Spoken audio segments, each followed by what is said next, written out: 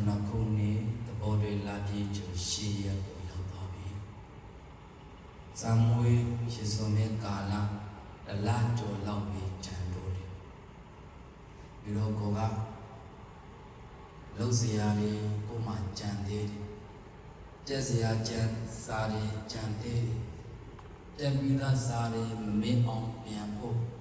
she did it. Luna Saint-Ja, Wayama Saint-Ja Sadendama Saga, Louis, Janade, Alunga, Dudiabi Jandi Kaisari, Solora, Lumui Kaisari, the Shadusha Kaisari, Saga, Agonunga, Dudiabi, Sayapo, Samu, Onko, Gazeti Makuna, Paho, Herale, you say. Ejigini ma window the Madazia living in Ethiopia. European Sama Nange Ato Salon Achille Ni Sura ye ni Idi ye ni again a shinkala Nicole Pore the ye the la the nick. Idi ne jaloshi ne kala ko hore naw takha tara so de pali ga le bi ne ko hore tu jaloshi ta bo shi de ne ko ro ni ha ne myo shi ba le ne kala ne tara yo ji ba ne kala ne tara Ni kala de mia on Baloya Male, the name of Yero, the name Toda Maho, the name Yala Maho, the name Attache Maho. Tutu to do that, Josazia Malobu, Dabe Jama Yegoro, Yusaya Jama Ye Makongu, at that Dodone, Pianado Modoye, Nikalaga Dobamala. Don't I go Nicola to address Babu Usayamale, Jama Yego Usayame, no Sadoga, Jesus Sado and Piamabo, a Sado Lip and Yama, Quendole, and Jempiama, Pioloyala, Mayabu, Chidangera, Mishibu. You don't Nicola to address so yin, Quendoga, Paloya Male, Jama Yego Usayame, that she goes so yin. A not who got Nepara. The need Kongware, the need Tola, they jare.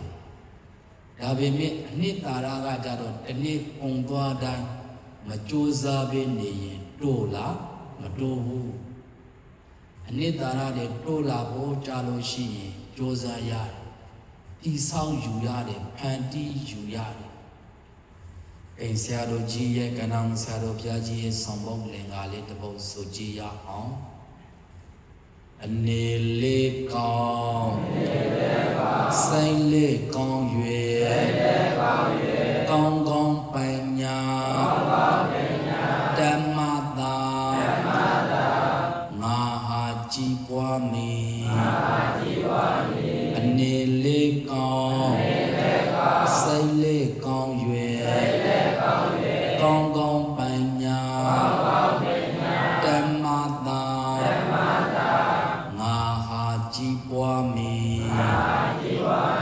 So Gia on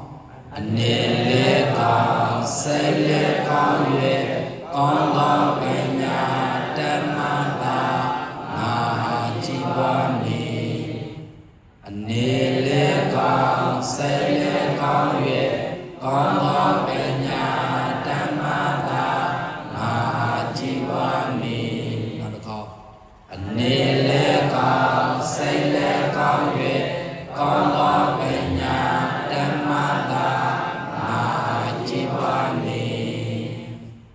Nitara de Tola Po, Awaji Manjet de Piwa Po Soye, Omyogan Sado Piajiga, Edith Shane, Piwa on Josa, Nambati, and Nate Tai Kong Yame, Apia Male, Nate Tai Kong Yame, အနေထိုင်ကောင်းခြင်းမှာအင်္ဂါ3ရပ်ရှိတယ်နံပါတ်1စေတနာရှိရမယ်နံပါတ်2မေတ္တာရှိရမယ်အနေထိုင်ကောင်းခြင်းမှာအင်္ဂါ3ရပ်နံပါတ်1ကိုချင်းသီလပြည့်ဝရမယ်ပြီးတော့စီကံရှိရမယ်နောက်တစ်ချက်ကအမုန်းအကျင့်တွေကောင်းရမယ်တဲ့ဒီ3ချက်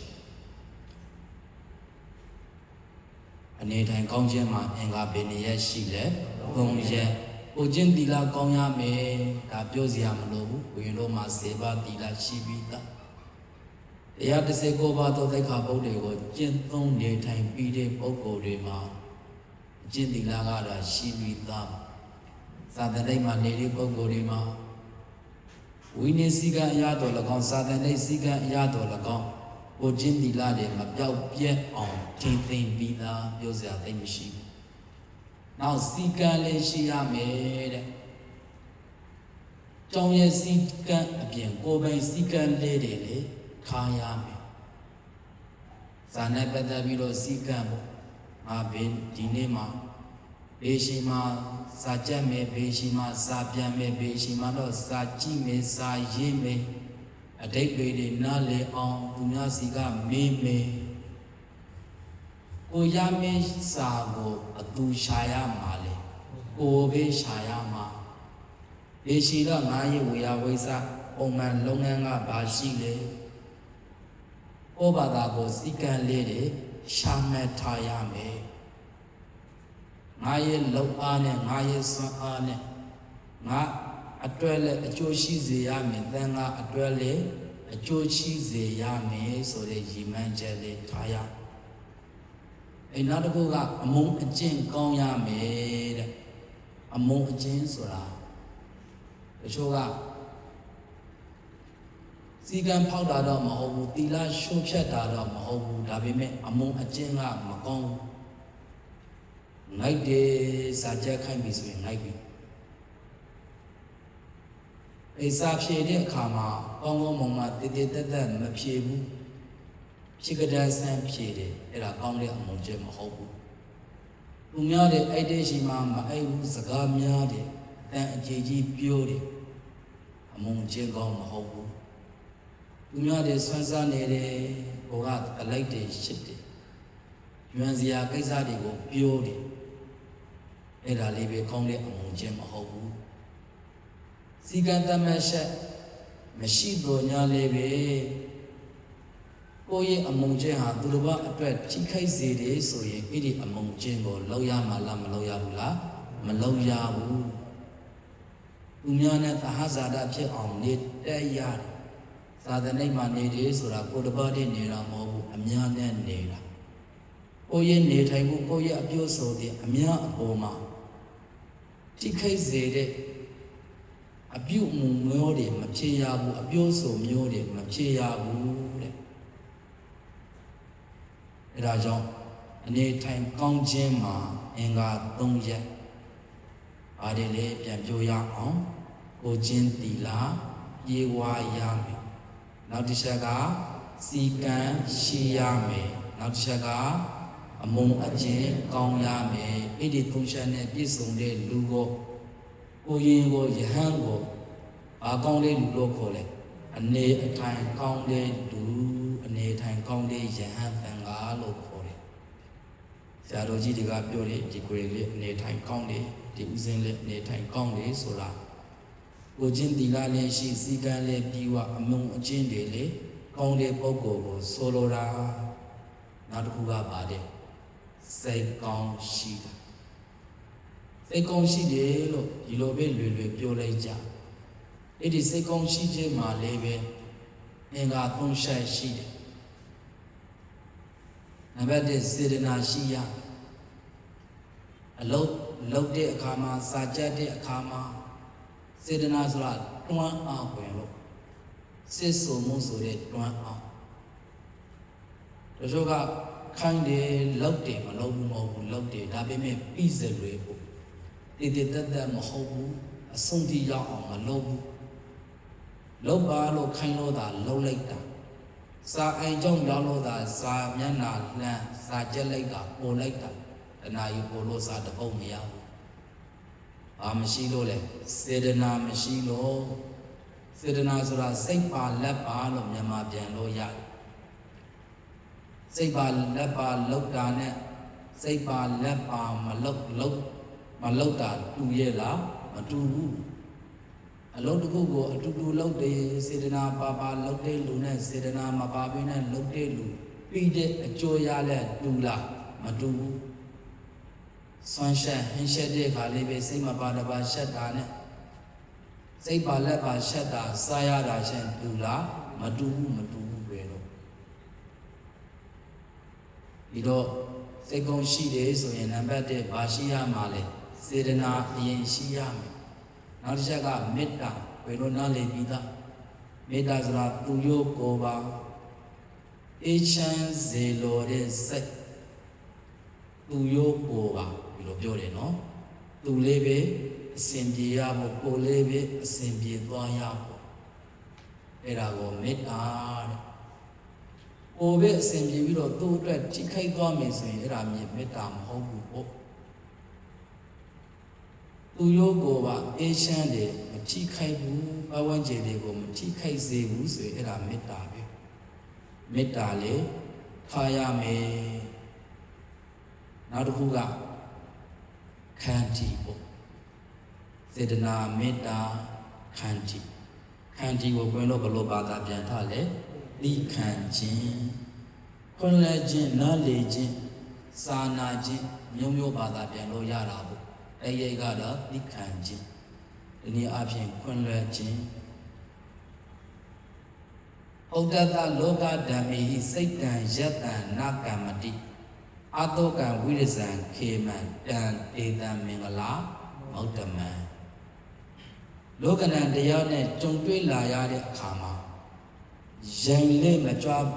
အကြသွားပေးနဲ့ခိုင်မြဲတည်တတ်နေတာဟာခန္တီပဲ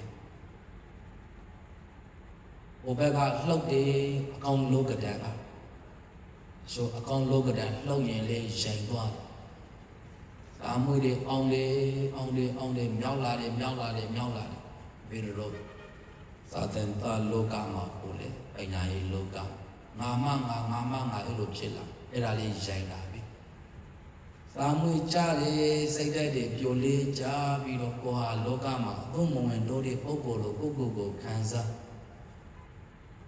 သင်ငယ်တာဘယ်သူကမှတင်ချတာမဟုတ်ဘူးကိုယ်သင်ငယ်တာဆိုလိုကရနဲ့တွေ့တဲ့အခါခံနိုင်ရင်မရှိတဲ့ပုဂ္ဂိုလ်ကသင်ငယ်စိတ်တွေဝင်တတ်တယ်အငယ်စိတ်တွေဝင်တတ်တယ်အကောင်းလောကရနဲ့တွေ့တဲ့အခါမှာမြောက်ကြွားတက်သွားတဲ့ပုဂ္ဂိုလ်ဟာမာနထောင်လွှားတဲ့ပုဂ္ဂိုလ်ဟာလောကဒံကိုမခံနိုင်တဲ့ပုဂ္ဂိုလ်သိမခံနိုင်တဲ့ပုဂ္ဂိုလ်လို့ခေါ်တယ်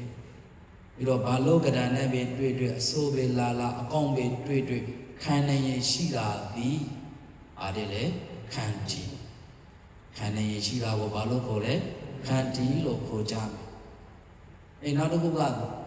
ခွန်လက်ပေးတာပေါ့ခွန်လက်ပေးတာဘုရင်တို့တပည့်တို့ပုံမှာ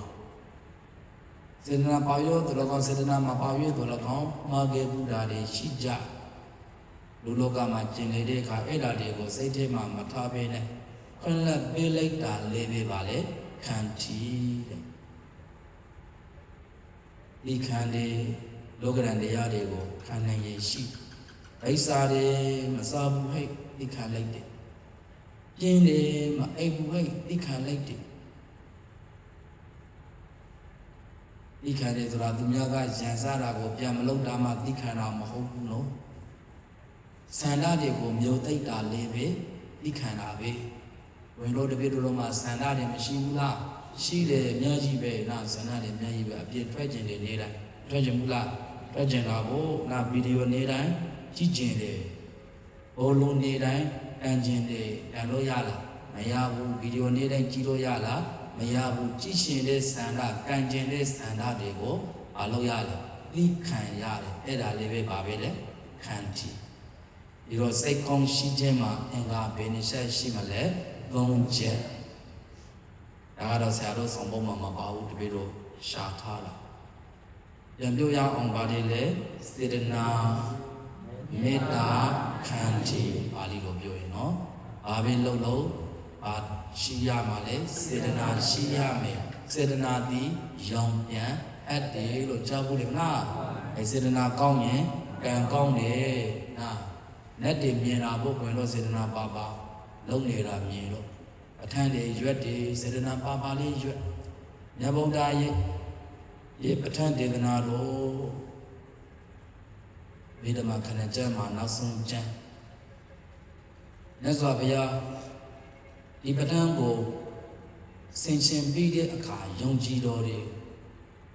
အတိုင်းအစာမရှိပွားမြူလာတယ်တဲ့ပဋ္ဌာန်းကျမ်းကခက်ခဲတယ်နည်းနည်းအဲကြောင့်ပဋ္ဌာန်းကျမ်းကိုဒီလိုကဝေတို့ရွက်ဖက်တဲ့ပုဂ္ဂိုလ်တွေအတွဲလေးပဲအကျိုးရှိ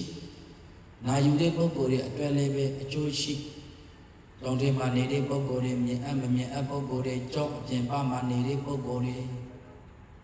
အလုံးဟာအန္တရာယ်ကင်းဘေးရှင်းစေရသာသနာကိုချမ်းသာစွာထမ်းဆောင်နိုင်ရဲ့အတွက်တောင်လေးဒီကလေးအပေါ်ပဋ္ဌာန်းနေတိုင်းအစိမ်လာမပြတ်တရက်မှမပြတ်ပြီးနဲ့ရွက်တဲ့အစီအစဉ်ကိုတပိတော်လောက်တာဖြစ်တယ်ဝင်လို့လေရွက်တက်သွားအောင်ဝင်လေးတွေရွက်တက်သွားအောင်ကိုရရောက်ပဋ္ဌာန်းပွဲကျုံဝင်လေးပဋ္ဌာန်းရွက်တက်လာမရွက်တက်ဘူးဆိုတာချက်စီဒီလိုရွက်တာတော့မရွက်တက်ဘူးဆိုရင်ချက်စီရကြီးဒီလိုရွက်တက်အောင်ကြည်ပြီးတော့ဖတ်ပေးထားနာအနက်ပိုင်းရွက်တဲ့ဒီမှာမပါတဲ့ဝင်လေးတွေမှာလေလက်ကျင်းထားတံရွက်တွေကတိတ်လေးမမြန်စေနဲ့တိတ်လေးမနှေးစေနဲ့ပုံမှန်လေးရွက်အသံကတော့အမေပေးလိုက်တဲ့အသံကိုဘဝပေးအသံကောင်းအောင်လုပ်ပေးလုပ်လို့ရပါမလဲနော်အမေရွက်တဲ့အခါမှာတိတ်လေးမနှေးအောင်တိတ်လေးမမြန်အောင်ပုံမှန်လေးရွက်စေတနာပါပါလေးရွက်စာတို့ကရွက်ခိုင်းလို့ကြောင်းတဲ့စီကံရတို့တွေရွက်နေတာရွက်နေရတယ်လို့ဆိုတာမျိုးမဟုတ်ပေနဲ့မြတ်ဗုဒ္ဓရဲ့ပဋ္ဌာန်းကျမ်းကိုငါပူဇော်မယ်ဆိုတဲ့တကယ်တရားတရားနဲ့ရင်ဆုံးရောက်ဘုရားကိုဥသုံးခြင်းရှိခိုးပြီးတဲ့အခါမှာနမောတတဟောဘက်ကခောက်ပြီးဝိညာဏကခောက်ပြီးဆိုတာနဲ့နမောတတစဆိုကြည်စီခောက်တဲ့အခါမှာပြန်ပြီးတော့နေကုံအောက်ဆုံးသက်အထမ်းရွက်ဖို့အလေးကြတဲ့အခါမှာစင်္ဂမဏီလောက်ကြိုထပြီးတော့မျက်နာသိလိုရောက်နေအောင်ကြိုးစားဖို့ဇာကျက်ရင်လေဒီတိုင်းပဲစေတနာပါပါလေးနဲ့သံဃာကြွားတဲ့အခါပဲဖြစ်ဖြစ်အလုပ်ဝေယဝိဇ္ဇလုပ်တဲ့အခါပဲဖြစ်ဖြစ်စေတနာကောင်းရင်ကံကောင်းတယ်စေတနာကောင်းတဲ့လူကိုစိတ်ကောင်းရှိတဲ့လူလို့ခေါ်တယ်အချက်ရှိသွားပြီနောက်ဆုံးတစ်ချက်ကဘာတည်းလဲပညာတက်ရမယ်ရှေ့ကအနေထိုင်ကောင်းစိတ်ကောင်းလေးရှိပြီးတော့အနေထိုင်ကောင်းစိတ်ကောင်းရှိတဲ့ပုဂ္ဂိုလ်ကိုလူကောင်းလို့ခေါ်တာပေါ့နော်အဲလူတို့ဖြစ်ဖို့တားလို့ရှိရင်ဘာတက်ရမှာလဲပညာတက်ရမယ်လူကောင်းကိုပတ်ဝန်းကျင်ကအလိုရှိတယ်ဒါပေမဲ့ကောင်းရုံပဲကောင်းရင်မတူဘူးဆိုရင်လည်းပဲကြည်ကြည်ပြတ်ပြတ်သာသနာပြုတယ်သာသနာပြုလုပ်ငန်းတွေလူမှုရေးလုပ်ငန်းတွေလုပ်နိုင်ပါမလားမလုပ်နိုင်ဘူးမြတ်စွာဘုရားဝိဇ္ဇာစရဏတံပံတော်တဲ့ဝိဇ္ဇာသည်အတက်ပညာစရဏဆိုတာအကျင့်ပေါ့ကောင်းလေးကောင်းရတယ်တိုလေးတိုရတယ်အည်ချင်းလေးရှိရတယ်အဲ့ဒါမှတိုးတက်တာပညာဝင်လို့ကိုသင်နေတဲ့ဥဒ္ဒမယပညာပေါ့ပရိယတ္တိပညာအဲ့ဒီမှဒီမိမိတို့ကိုယ်တိုင်သင်္ကြန်ကြိုးအောင်အထောက်ကြမယ်ပฏิပတ်ပြီးတော့ကာမတက္ကတာပညာဇာနာပညာဝိပဿနာပညာမတ်ပညာဖို့ပညာစင်ပညာတွေပညာကနည်းနည်းလေးတိုက်ရင်နည်းနည်းလေးအလင်းကိုပေးတယ်အမောင်ကိုပေးဖြောက်တယ်ဒုက္ခမှပြေတည်ပြီးတော့ဒုက္ခကိုပို့ဆောင်တယ်အဲပညာများရှိရင်ဒုက္ခအကြီးစားကပြေတည်ပြီးတော့ဒုက္ခအစစ်တော့ပို့ဆောင်တယ်ပညာနည်းနည်းဆိုတာလောကီပညာကိုပြောတာပေါ့ပညာများအစင်တဲ့မြင့်ဆိုတာကတော့လောကုတ္တရာပညာကိုပြောတာပေါ့ဘယ်တော့အာတိကမှာသင်ရတဲ့ဝိပဿနာပညာမတ်ပညာဖို့ပညာမသင်ရဘူးလားသင်ရတယ်အဲ့ဒီမတ်ပညာဖို့ပညာကိုတက်မြောက်တဲ့ပုဂ္ဂိုလ်ဒီကိုရောက်လေနိဗ္ဗာန်ကိုရောက်တယ်နိဗ္ဗာန်ကိုရောက်တော့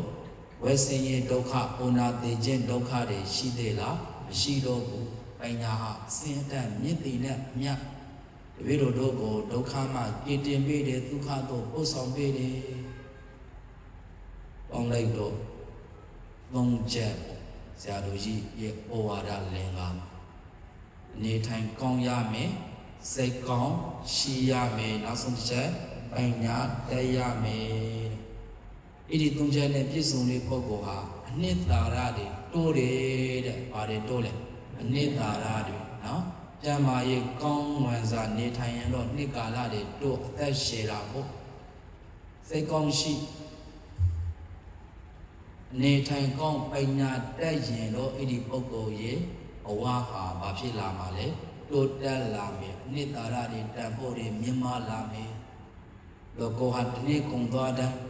ကိုယ့်ရဲ့တန်ဖို့တွေမြင့်မားအောင်ကြိုးစားရမယ်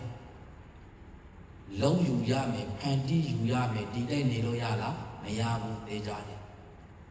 စိတ်ကောင်းရှိအောင်လေးကြိုးစားနေထိုင်ကောင်းအောင်လေးကြိုးစားပြီးတော့ပညာဟိုနေ့ကမုံလာတဲ့ဒီနေ့အငယ်တဲ့တက်နိုင်အောင်နေ့ကပထမဆင့်ဒီနေ့ဒုတိယဆင့်မှဒီတတိယဆင့်ဘွေးရဒီဘက်ကဓမ္မစီယဘွေးတွေလေးရအောင်ဒီတိုင်းနေမှာလားကြိုးစားမှာလားကြိုးစားမှာကြိုးစားရမှာကြိုးစားပြီးတာကာလအနေထိုင်ကောင်းသောစိတ်ကောင်းလေးရှိသောပညာတတ်သောသာသနာအာဇာနည်များကိုယ်စီဖြစ်နိုင်ကြပါစေတည်း